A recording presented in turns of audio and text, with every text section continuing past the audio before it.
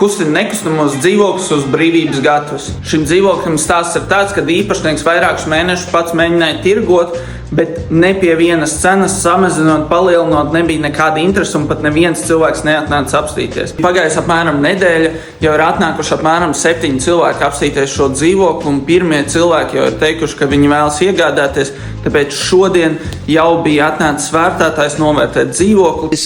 Es pat nezinu, kā tagad justies. Es it kā esmu izdarījis visu maksimumu, man vajadzētu priecāties par rezultātu, jo nepilnās 2 nedēļās es esmu atradis pircēju, ar kuru es parakstīju rokas naudu un izdarīju to, ko apsolīju pārdevējiem, ka atradīšu pēc iespējas ātrāk pircēju.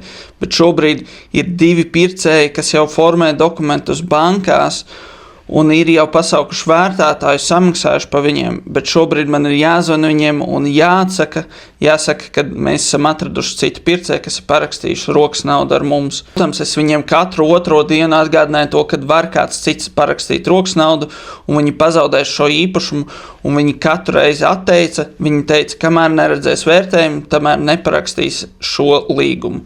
Un beigās, diemžēl, tas pirmais cilvēks, kas izrādīja interesi un atnāca apstīties dzīvokli, un pasaules vērtētāji nebūs tas, kas iegādāsies šo īpašumu, bet pēdējais, kurš atnāca, viņam iepatikās dzīvoklis, un viņš uzņēmās to risku un parakstīja rokas naudas līgumu. Tagad tiekamies dzīvoklī, lai parakstītu pieņemšanas nodošanas aktu, un pircējs ar pārdevēju ir ļoti priecīgs par sniegto rezultātu.